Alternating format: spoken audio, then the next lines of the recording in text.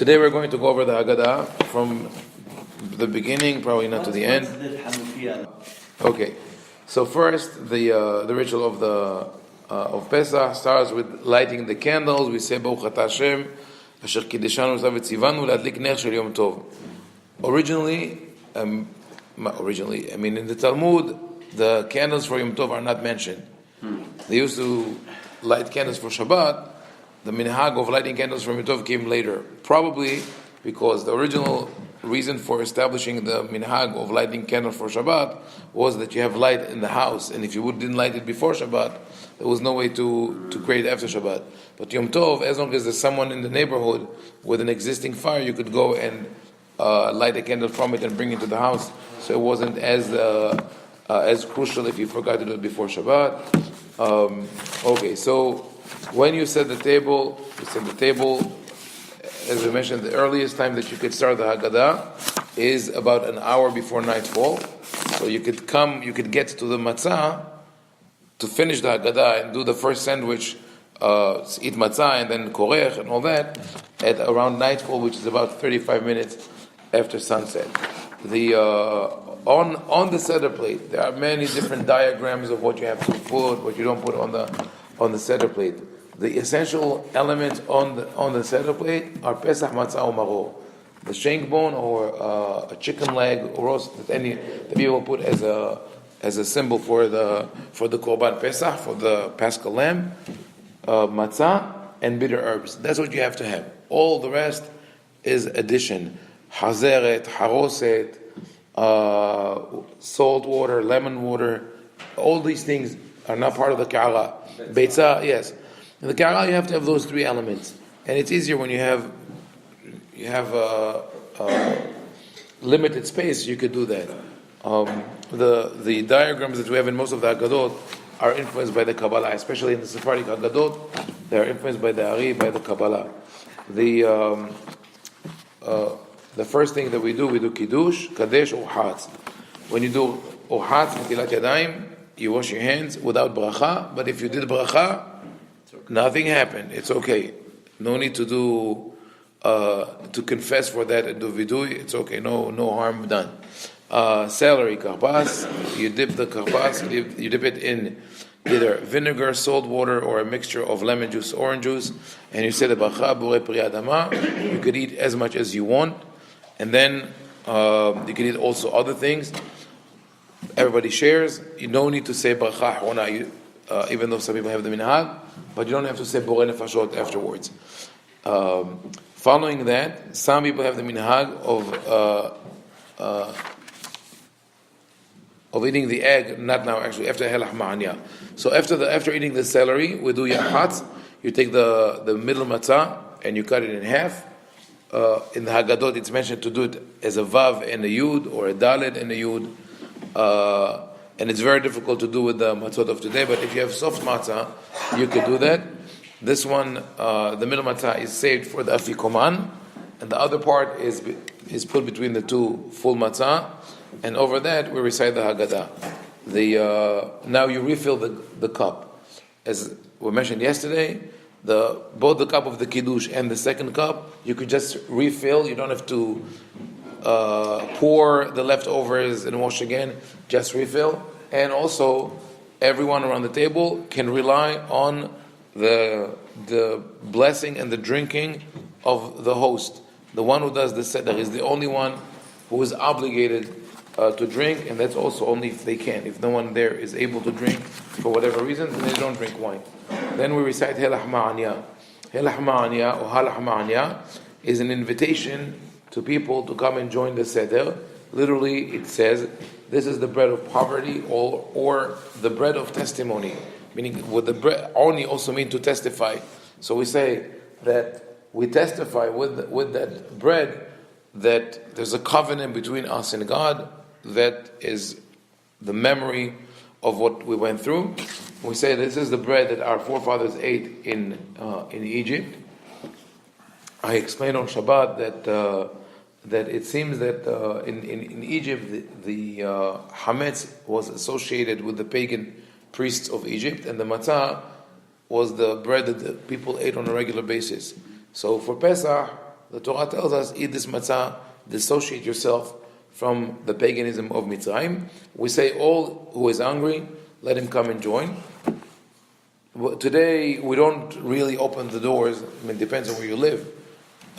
In most places, we don't open the doors and just wait for people to walk in welcome. It's not on the Seder, but we try to invite people who otherwise wouldn't have where to do the Seder. It's a big mitzvah. Oh, that's a later minhag. It's a late minhag of leaving a chair for Eliyahu or a cup for Eliyahu. It's a minhag that evolved because more and more people came to associate Pesach with the future redemption, and with every suffering that we went through. No, not kiseh, but we put the cup. Yeah. With wine? With wine, yes. So you put the cup? Yeah, we do that. Yeah.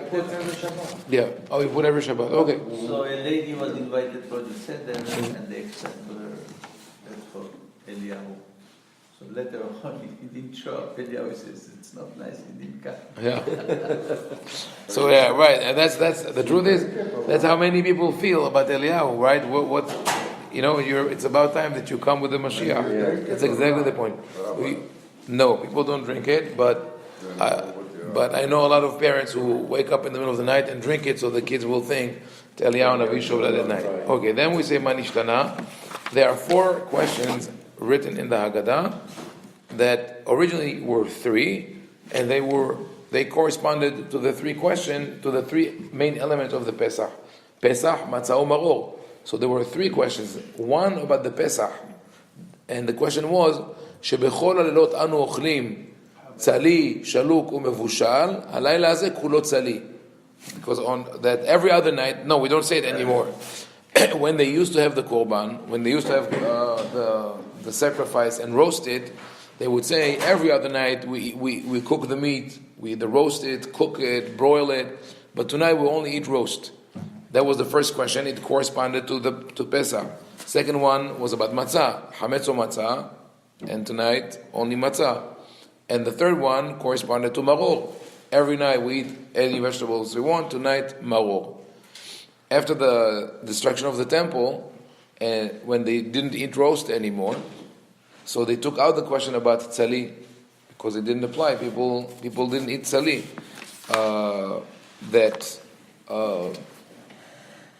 Even though we were allowed to eat roast meat on Erev Pesach, people ask me this question. So this is the thing: what you can't eat on Erev Pesach is a whole goat or a whole lamb roasted, which most people don't do. When was the last time you saw that? Okay, so after the destruction of the temple, the rabbi said that you cannot do a whole goat or lamb as roast because it resembles the korban, and that seems as if you're bringing a sacrifice outside Yerushalayim, which you're not allowed to do. There was one man in Rome, his name was Theodus, the man of God. He was a Jew, a very wealthy man, the head of the community, and he made this minhag in Rome that everybody would eat gedayim mekulasin. They would eat whole roast goats on Erev Pesach.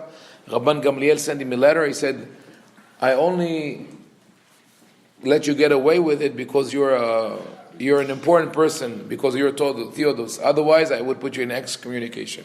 So because of that, people started developing the minhag of not eating roast on Erev Pesach. So some don't eat roast at all, some eat roast chicken but not meat. The truth is that there's no problem with eating any type of meat as roast on Erev Pesach, as long as it's not a whole animal that looks like a sacrifice. So no problem with that. So once they took out the question about meat, so now you were left with 2 questions, so they wanted to replace it with another. So 2 options came up, and we ended up with both options, and a total of 4 questions. The 2 options were either ask about the hasiba, leaning. Every other night we eat either sitting or leaning, but tonight we're all leaning.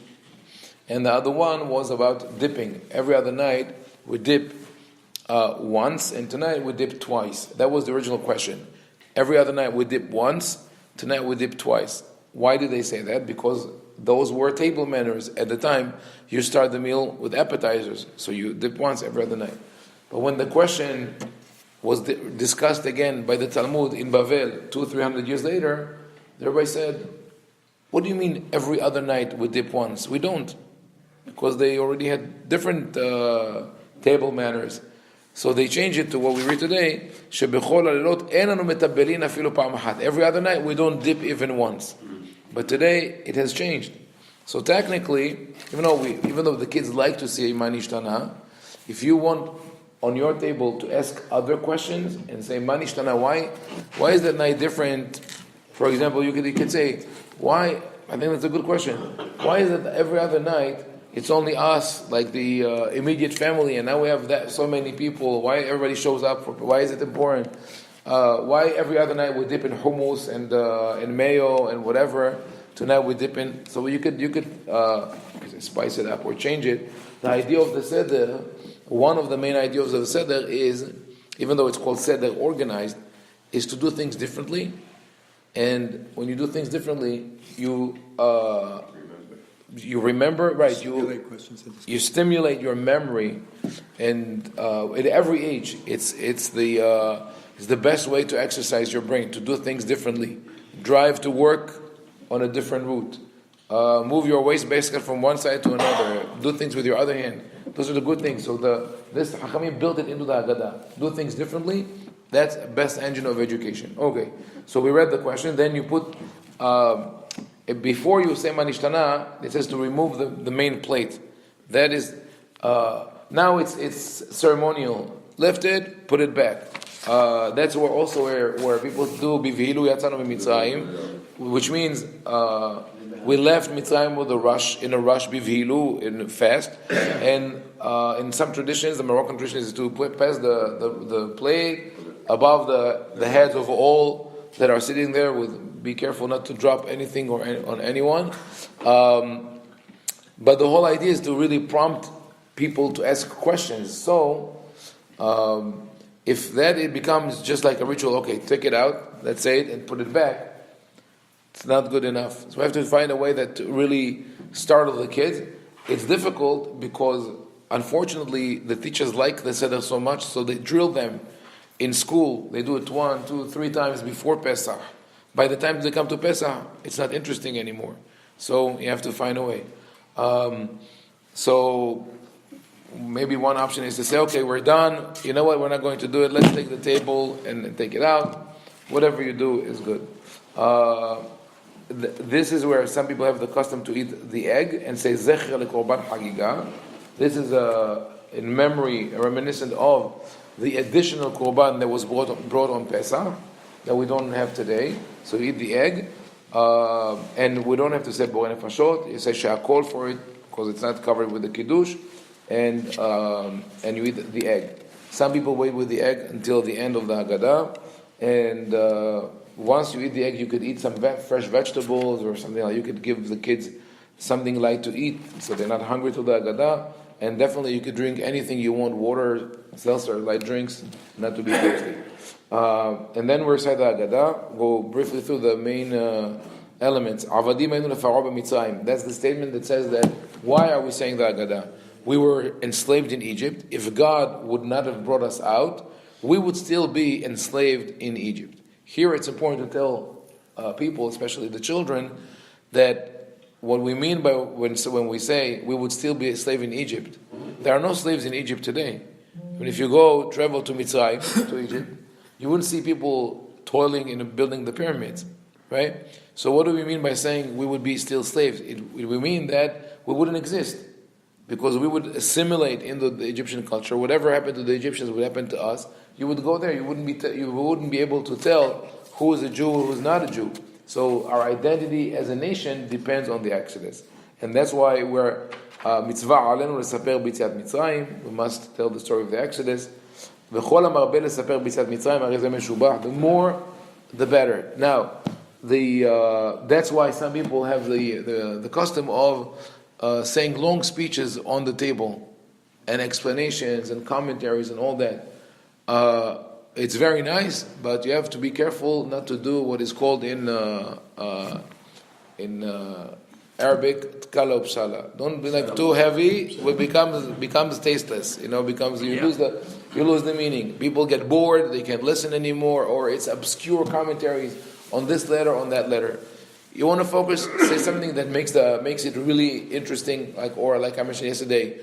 Have the kids act out the Haggadah, and then after the meal, go into deeper explanations as much as you want. But the Haggadah has to be short, sweet, musical, and expressive.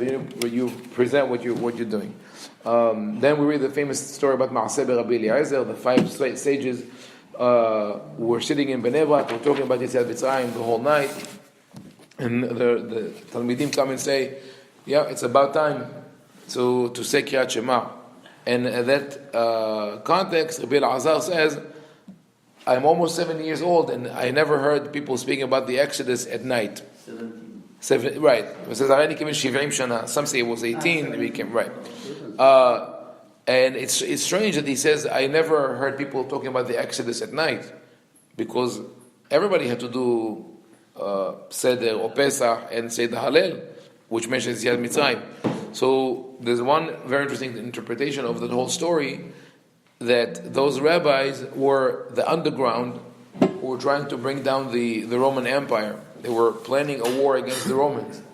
So that's why they're sitting, in the dark, and the children come, the Talmidim, the students come and say, with all due respect to you're talking about the Higiyah Zman Kriyat Shema. Maybe we should do something actively and bring the redemption. And that's the code word is Kriyat Shema Shel Shacharit, because the morning is broken, so let's bring the morning.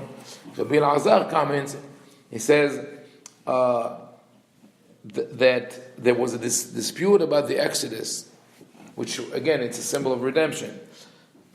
Up until my time, people said the redemption will happen when Mashiach comes, meaning we don't take action to bring the redemption. And now, we say it Balelot, even the night is the darkness under the Roman Empire, and now we're talking about that, trying to fight back against the Romans.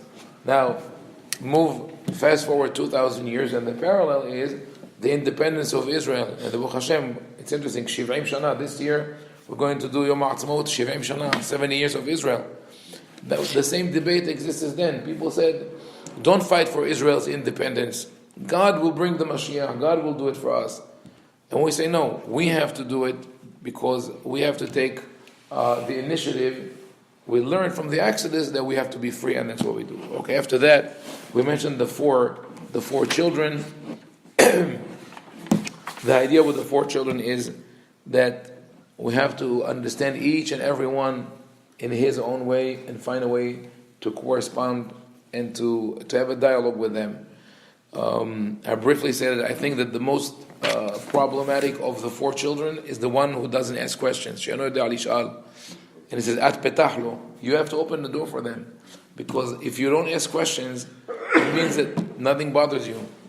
That indifference is not just ignorance, it's apathy. And that's not good. You have to be aware of what's happening around you. Yeah. The answer to the Rasha is, I believe, the same answer that's in the Torah, in the Sefer Torah, which says you'll talk to your son, you'll talk to your child and tell him.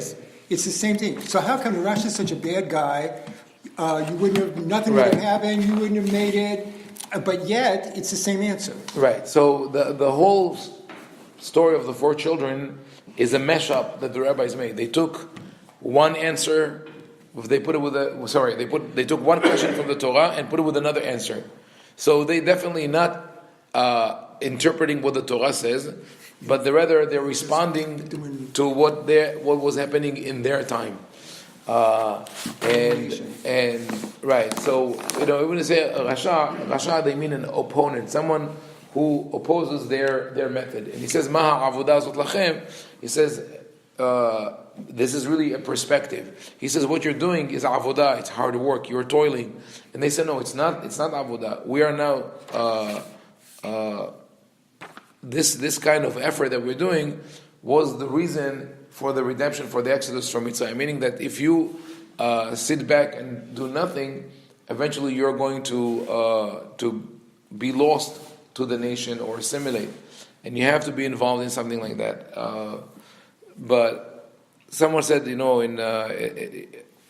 sarcasm, that every generation's the wise man of this generation is the rasha of the next generation. They keep changing. But the important thing also to remember here, the Hachamim didn't say to go fight with him. Ata akhe chinav says take lakot chinav to take the edge of what he said. You ask him, would you want to stay in Egypt or not? I mean, what would you have chosen? Would you have chosen slavery over freedom? So we celebrate the fact that we're free.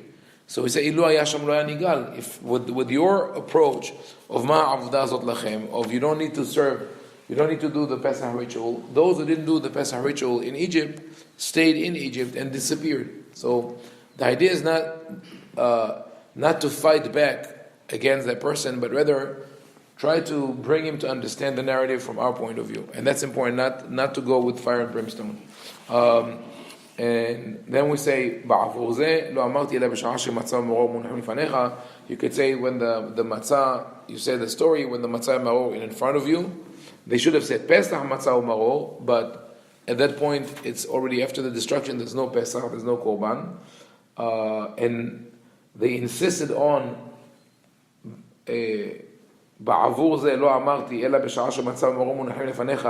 you have to say the story of the Agadah at night and not during the day, because some people said, now that we don't have the Beit HaMikdash and we don't have the sacrifice, maybe we could start earlier. So the rabbis were against it. Then, after all that, we start the core of the Agadah, which is Mitchila of the Avodah Zarah Avotenu, and we read about 3-4 verses from the book of Yoshua, where there's a brief summary of the story of Yetziat Mitzrayim. Baruch Shomer Avtachato. Rabbi, how do you do your Haggadah at home? Hebrew or English? We do it in Hebrew, and if there are English speakers, we translate some. But we try to be careful not to read everything in Hebrew and everything in English, because then it becomes a burden. So what I think is good is to read it in Hebrew, translate it briefly in English, and once in a while, where it's an important piece, you read all in English. Or alternatively, you could say, now you will read it in English, and everybody who could read Hebrew would follow quietly in Hebrew. So we don't have this double system. So we got to this point where we say, Hisha amda lavotenu velanu. You cover the matzot, and you lift the cup, and say, Hisha amda lavotenu velanu, that this kind of historical perspective of understanding that we went through many difficulties throughout our history, but we're still here. And that, I think, one of the main messages that we convey on the Seder night. Okay, we'll do the second half tomorrow, B'ezrat Hashem. Baruch Adonai, L'olam Amen.